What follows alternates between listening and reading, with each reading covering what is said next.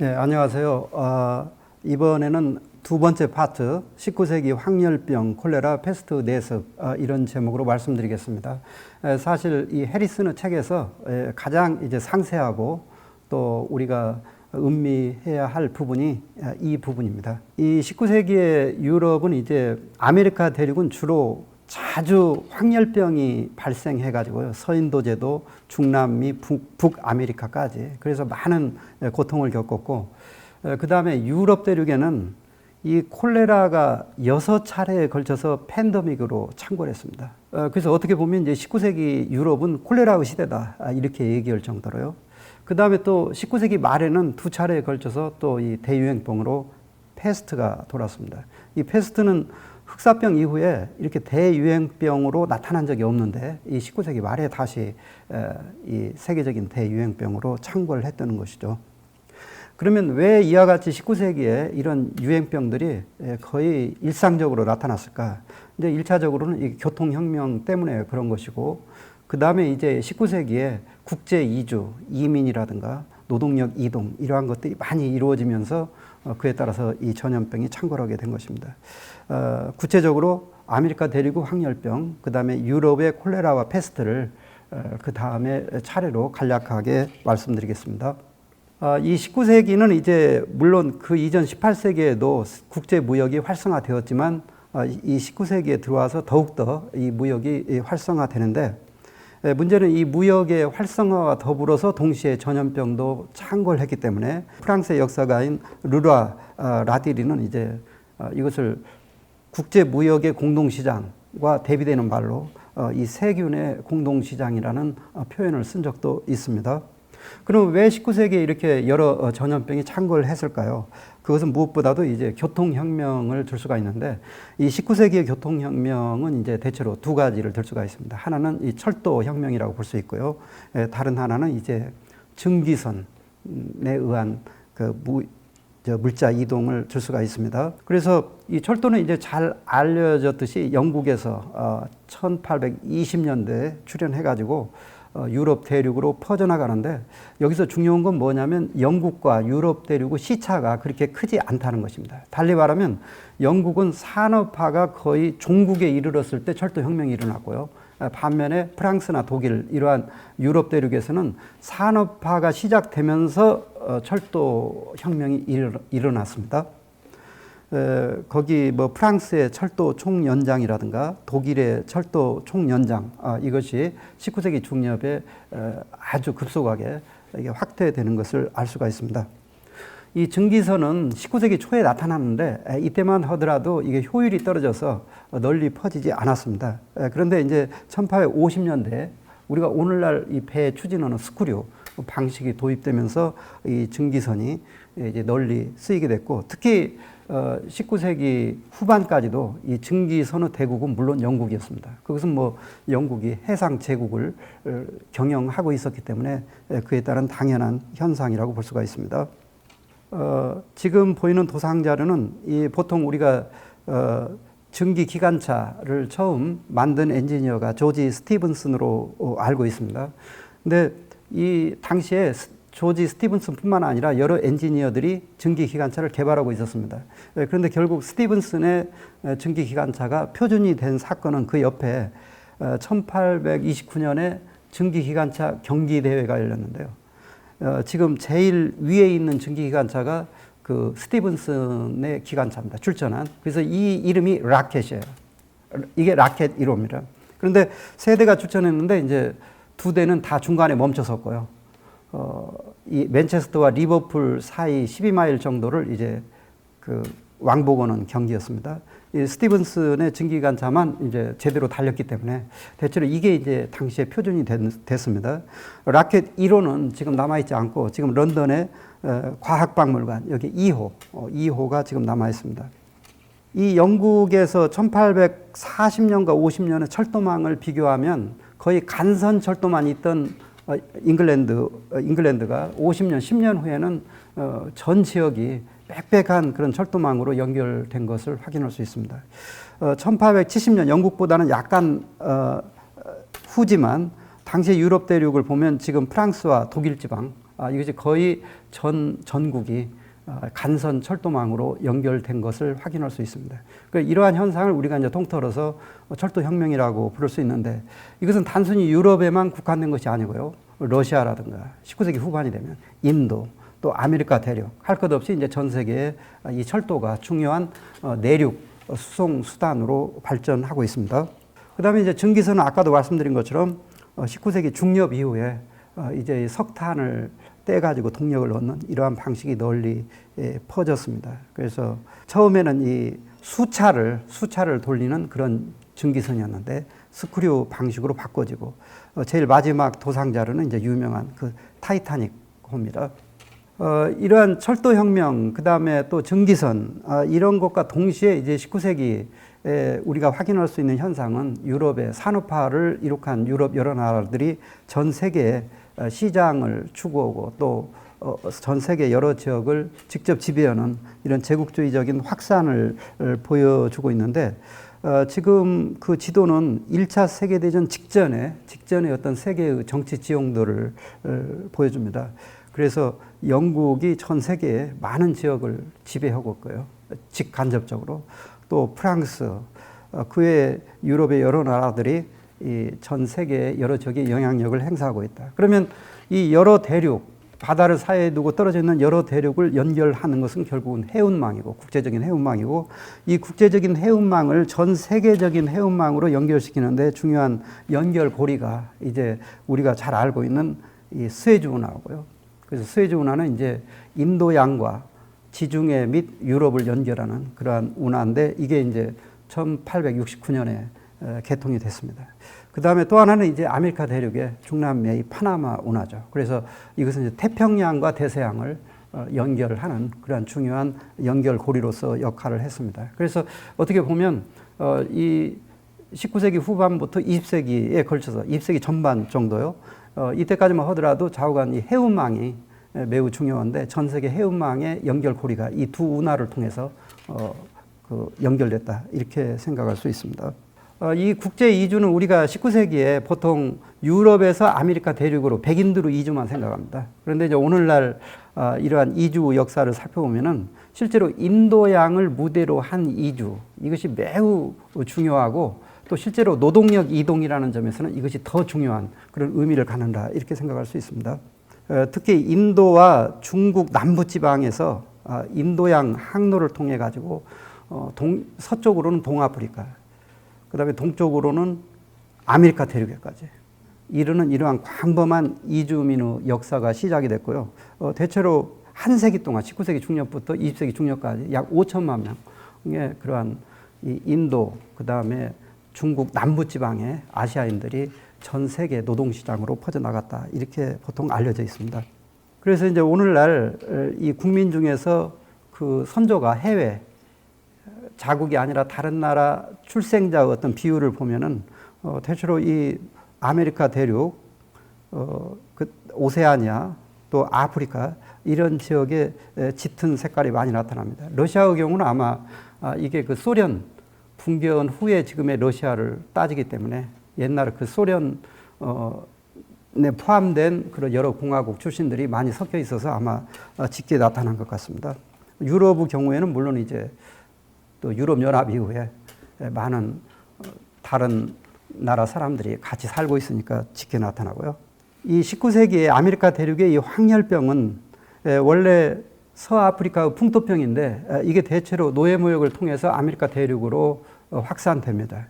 이때까지만 하더라도 일종의 특정한 지역에서 간헐적으로 나타나는 그런 풍토병이었습니다. 서인도 제도라든가 이런 데서 간헐적으로 이게 나타났습니다. 그런데 19세기 중엽부터 아메리카 대륙의 간헐적이라기보다는 아주 자주 이것이 나타나는데, 이것도 어떤 풍토병의 차원이 아니라 서인도 제도에서 중남미 지역으로 휩쓴다든가 또는 북아메리카 지역으로 휩쓴다든가 이런 식의 그 전염병으로 이게 확산되는데, 거의 10년마다 한 번 정도로 이렇게 창궐하기 시작합니다.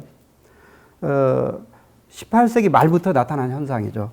그래서 이제 이 황열병 문제를 어떻게 대처할 것이냐, 이 문제를 둘러싸고 여러 이제 고심 끝에 내린 결론은 아직 이때만 하더라도 전염병이 세균에 의해서 옮겨지느냐 또는 독기에 의해서 옮겨지느냐 이것이 해결은 안 됐지만 어찌됐든 이 황열병 창궐의 매우 중요한 중간 연결고리가 모기라는 것은 대충 알고 있었습니다. 그래서 이 모기를 박멸하고 훈증이라든가 이런 방식을 통해서 선상의 모기를 없애는 이러한 소독법, 이제 이러한 것들이 나타나게 되는데, 문제는 당시에 그 남아메리카의 항구, 그 다음에 북아메리카의 항구 사이에 교역이 매우 활발하게 이루어지는데, 이게 황열병이 한번 나타나면 모든 항구들이 저마다 격리를 처하니까 여기서 국제 무역이 혼란에 빠지고 경제 활동이 크게 위축되는 그러한 현상이 나타났습니다.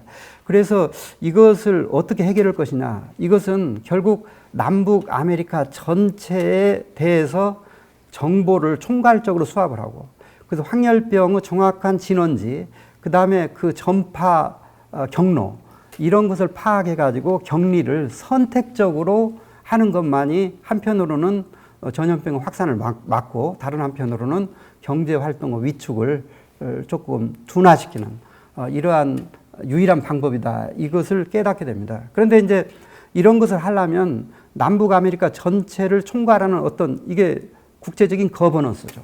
이 거버넌스를 어디서 주도할 것이냐, 이것은 아무래도 이제 당시에 경제력이 가장 강했던 미국이 주도할 수밖에 없는데, 여기에서 이제 남아메리카의 여러 공화국들은 미국의 그러한 주도에 대해서 거부감을 가지고 있죠. 왜냐하면 이제 미국의 어떤 팽창주의, 제국주의, 이제 이런 것에 대한 경계심 때문에 그런 것입니다. 그런데 이제 결국은 여러 차례의 이 범미 지역의 그 위생회의를 통해 가지고 결국은 합의에 이르게 되죠. 그래서 공통의 대처 방식을 만들고, 그 다음에 미국인 직원들이 이게 중남미 지역 여러 중요한 항구 도시에 파견돼 가지고 전염병 발생이라든가 이런 것을 감시하고 경보를 바라고, 그러면 그 정보들을 모아 가지고 미국의 그 해양병원 여기에서 이제 격리를 어느 항구 도시에서 해야 되는 거야, 이제 이런 식으로 명령을 내리면 그것을 준수하는 이런 방식이 도입되면서 점차로 이 황열병에 대해서 효과적으로 대처할 수 있는 길이 열리게 됩니다. 한마디로 얘기하자면 국제적인 협조와 공조를 통해서 이 아메리카 대륙의 황열병의 창궐을 막아낸 것입니다. 처음에 이 미국에서는 각 주마다, 이 주가 국가니까요, 주마다 난맥상을 보였어요. 그래서 이제 미국에서 일단 내륙주와 해안에 연해 있는 주의 이해관계가 틀리고, 그러다 보니까 이제 내륙주는 철도를 막아버리고요, 격리. 그 다음에 해안 주들은 이제 항구 도시를 막아버리고, 그래서 미국 자체의 경제가 혼란이 일어납니다. 그래서 미국에서는 이제 이것이 결국 전국적인 통제권을 갖는 어떤 기관에서 이 문제를 처리해야 된다, 이것에 대한 어떤 합의가 이루어진 거죠. 그래서 이제 이걸 해양병원이라는 곳에서 이제 이 역할을 맡게 된 거고요. 그 다음에 이걸 좀 더 확대해서 이제 남북 아메리카 전체 국가로 이걸 확대한 과정인데, 이게 이제 우리가 오늘날 19세기 말 20세기 초에 팬 아메리카니즘이라고 하는 것입니다. 이 범미주의라고 하는 거예요. 근데 이 범미주의가 이런 위생 문제에서부터 먼저 비롯됐고, 이게 이제 다른 여러 무역이라든가 그 다른 여러 분야에서 일종의 표준화를 함으로써 남북 아메리카 경제부터 문화에 이르기까지 이것을 일체화하는 그러한 계기가 됐다, 이렇게 볼 수가 있습니다. 이 위생 방역에서 아주 중요한 것은 이제 1905년 제2차 이 범미 위생 회의라는 것이 열렸고, 워싱턴에서요.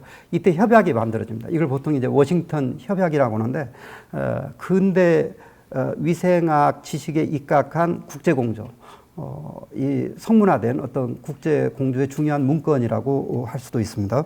그러면 결국 이 워싱턴 협약이나 이런 데서 추구한 국제 공조를 간단하게 요약하면 이런 것입니다. 전염병이 일어났을 때 모든 국가의 모든 항구들이 무차별 격리하고 통제하는데, 이를 대신해서 당신의 이제 전신 정보가 굉장히 확산됐으니까요, 통신을 이용한 발병 정보를 일단 수집하는 거죠. 그 다음에 이제 확산 경로를 정확하게 파악하는 것입니다. 그래서 그 확산 경로에 인접한 그러한 내륙은 철도가 될 것이고, 이제 해안 지방은 항구가 될 텐데, 이런 항구에 대한 이 선별적 격리를 지시하고 이걸 따르도록 하는 거죠. 그 그래서 이게 이제 처음에는 미국 대륙에서 시작됐던 것이 점차로 남북 아메리카 여러 공화국들도 참가한 가운데 이게 널리 확산된 것이다. 이렇게 생각할 수 있습니다.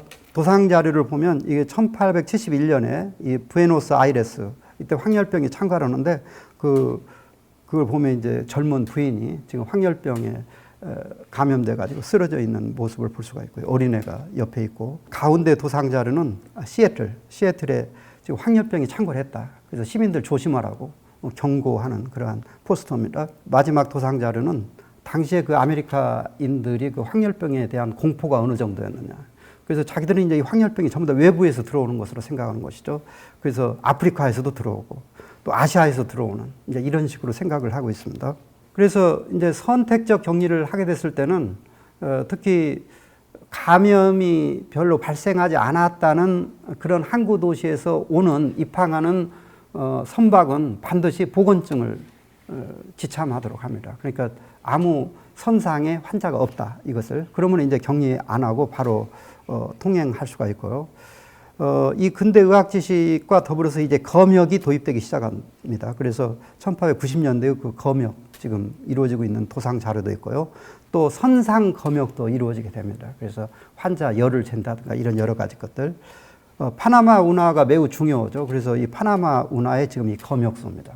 이제 선택적 격리에 해당되는 항구에서 온 선박은 대체로 5일 내지 6일 정도 이 격리를 시키는 이러한 방식으로 해결을 하고자 했습니다.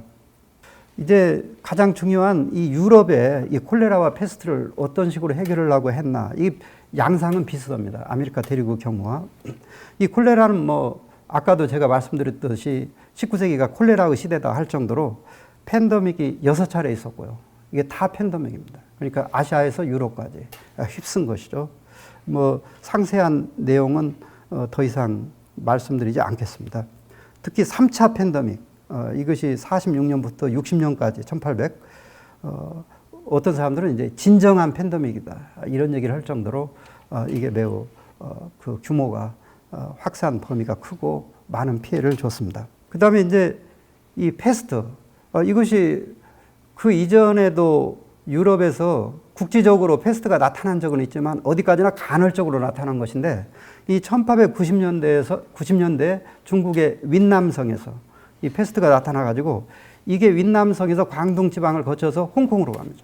근데 홍콩이야말로 19세기 말에 영국이 이제 그 건설한 국제 무역 도시죠. 그 홍콩에서 이제 전 세계로 배를 타고 이게 퍼져나간 겁니다. 그래서 이때 당시에 이제 그 일본인 그 의학자였던 이 키타사토 시바사부로, 그 다음에 알렉산드르 예르생 이런 사람들이 이 홍콩에서 직접 실험을 해가지고 이 패스트 균을 최초로 발견합니다. 그래서 이 두 사람이 다 같이 제1회 노벨 생리의학상 후보로 노미네이트 됐어요. 일본인도. 그런데 이 키타사토 시바사부로는 그 자신의 그 병원균 발견 결과를 국제적인 학술지에 실지 않고 보고서로만 제출했고요. 이 예르생은 이제 논문으로 실어가지고 예르생이 단독 수상을 했습니다. 그때는 공동수상이라는 관행이 없었기 때문에. 그래서 이제 일본 사람들은 이것도 오리엔탈리즘이다 이렇게 얘기를 합니다만은 하여튼 상당히 그 놀라운 그러한 사실입니다. 그 다음에 이제 20세기 초에 또다시 이 패스트가 휩쓸었는데 이것은 이제 중국의 남부가 아니라 만주, 몽골 지방과 인접한 그런 만주인데 이것도 엄청난 그 사상자를 발생했는데 특히 이 1910년 이 무렵의 패스트는 그 만주에 발달한 철도망을 타고 이것이 확산됐습니다. 그래서 보통 동청철도라고 해가지고 블라디보스토크까지 연결되는 이 철도망을 타고 또 그 다음에 중간에 남만철도라고 해서 일본인이 건설한 철도가 있어요. 리순까지 이어지는. 그래서 이 철도망을 타고 삽시간에 중국 전체로 퍼져 나갔습니다.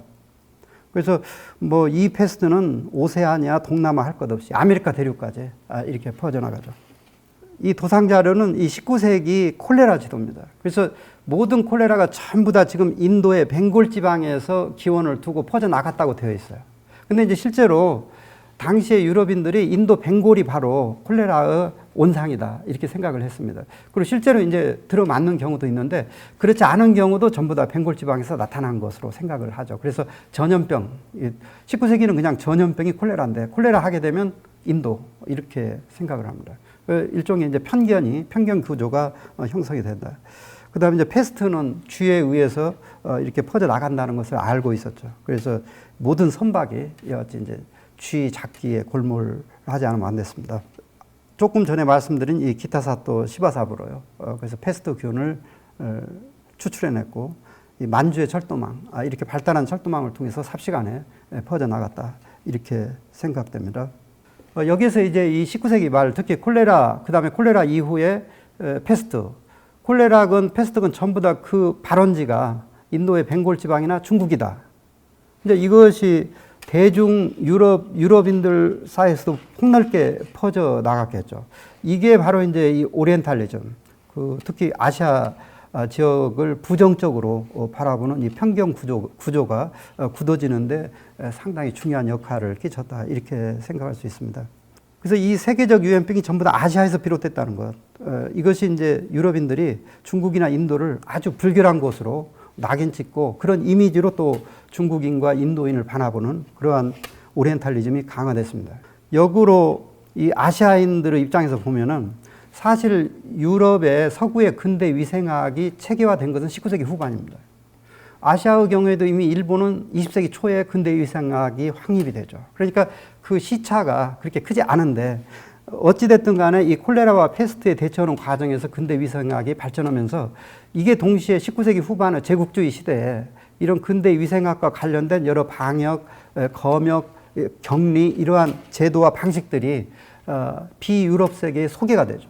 소개가 되는데 당시에 아시아인들의 눈에는 이것이 그 이전 어떤 경험보다도 새롭고 놀라운 것이었습니다. 그래서 저는 이렇게 생각합니다.